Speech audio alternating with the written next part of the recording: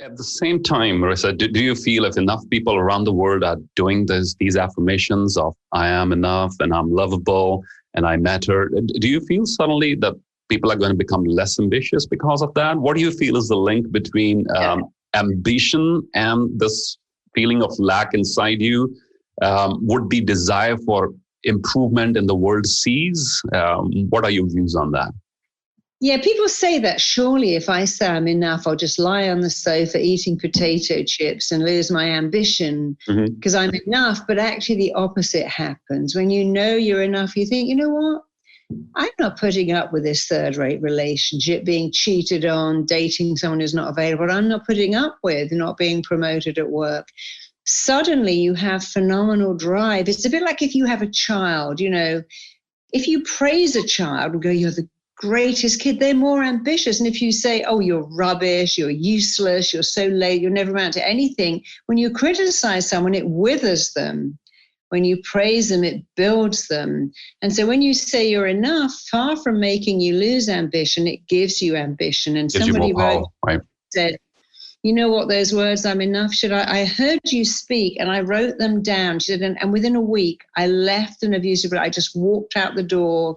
I went to the police. I got this guy moved out because I had children with him. And then I went into a company and asked for a job and they gave it to me. And my life, because I suddenly thought, I'm enough to be a better mother to my kids. I'm enough to not put up with this abuse. And I'm enough to go into that company and go, hey, you should employ me because I've got a lot to offer.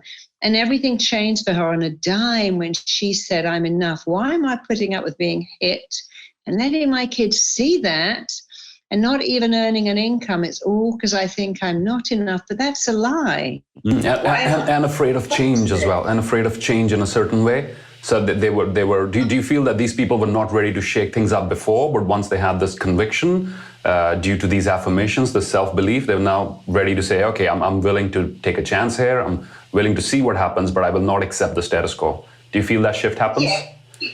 Fear of change is very normal. We're all wired to fear change. And the only way you can overcome that is to take control of the direction of your life and make it change for the better. I'm scared to leave this relationship. What if I never get another one? I'm scared. It's very normal to be scared of change. And you have to look at that and say, why do we fear change? We fear change in case we are worse off. But if you can take control of the direction of change in your life and make it change for the better, you'll never fear change. It's like we fear aging, but someone say, oh God, I'm so excited about getting older. We can fear all kinds of change because we feel we're not in control. Right. But the only way around that is to go, right, well, I'll take control of the change and I'll make it change for the better. And if you can do that, you won't fear change anymore because you're always in control of the direction of change, and the direction of change is always better change. So you're not merely at the mercy of the change or external circumstances. You're actively driving it, you're actively initiating it, and you're accepting what is coming. And I think that's beautiful.